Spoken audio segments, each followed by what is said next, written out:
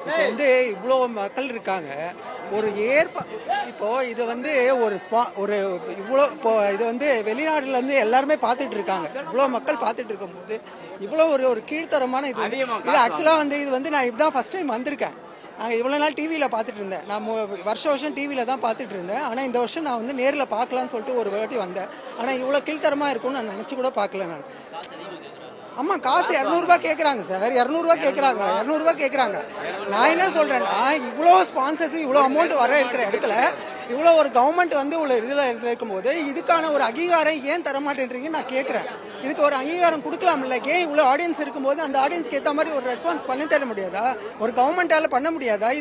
இதுக்கான இப்போ ஏன்னா மிஞ்சி போனால் என்ன எவ்வளோ ஆகிட போகுது? இதுக்கு எவ்வளோ செலவு பண்ணுறோம்? இதுக்கு ஆடியன்ஸ் இவ்வளோ பேர் இந்த கால் கழிக்க வந்து நிற்க ஒரு 4 ரவுண்டு பார்த்துட்டு வந்திருக்கேன் நான். அப்போ எனக்கு எவ்வளோ கால் வலிச்சிருக்கோம்.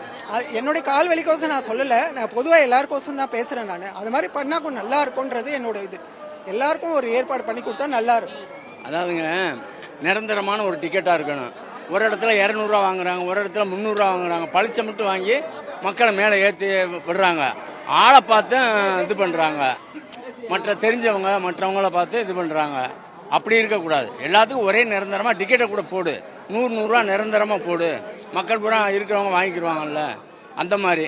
அப்புறம் மாடுக்கு வந்து டோக்கன் கொடுக்குறதெல்லாம் ஒரு ஊருக்கு சில ஊர்களை விசாரிக்கணும். பக்கத்துக்குறவங்க மற்றவங்க வர்றவங்க எல்லாத்தையும் எல்லா ஊர்லேயுமே ஒரு 5 மாடு 10 மாடு ஒரு ஊருக்கு வளர்க்குறவங்களும் அந்த மாதிரி கொடுக்கணும். இது வந்து எல்லாத்தையும் கொஞ்சம் அனுசரித்து அரசியல்வாதியை அப்படி கொடுக்குறாங்க. உள்ளூர் மாட்டுக்கு கொடுத்துட்டு அடுத்ததே வெளியூர் மாட்டுக்கு பூரா இது கிடைக்குது. பாலமேடுக்கு முக்கியத்துவம் கொடுக்குறாங்க. அதே மாதிரி அரசியல்வாதிகளில் உள்ளவங்க நெருங்கினவங்களும் டோக்கன் வாங்கிவிடுறாங்க, மற்றவங்க வாங்க முடியலை. இதே ஒரு மேட்ரு, வேற ஒன்றும் கிடையாது. தஞ்சாவூர் டிஸ்ட்ரிக்ட்லேருந்துலாம் வரும். தஞ்சாவூர் டிஸ்ட்ரிக்ட்ல வந்து எங்களோட மாடலாம் எடுத்து வந்து இங்கே அடைக்க முடியாமல் போயிடுது. காரணம் வந்து டோக்கன் இல்லை. டோக்கன் காரணம் பார்த்தீங்கன்னா வந்து அரசியல் வந்து யார் யார் பண்ணுறாங்களோ அவங்களுக்கு மட்டும் தான் டோக்கன் கொடுக்குறாங்க. அரசியல் இல்லாத ஜல்லிக்கட்டு வந்தால் நல்லா இருக்கும்னு சொல்லிக்கிறோம். செய்திகளை உடனுக்குடனும் துல்லியமாகவும் தெரிந்து கொள்ள சப்ஸ்கிரைப் பண்ணுங்க.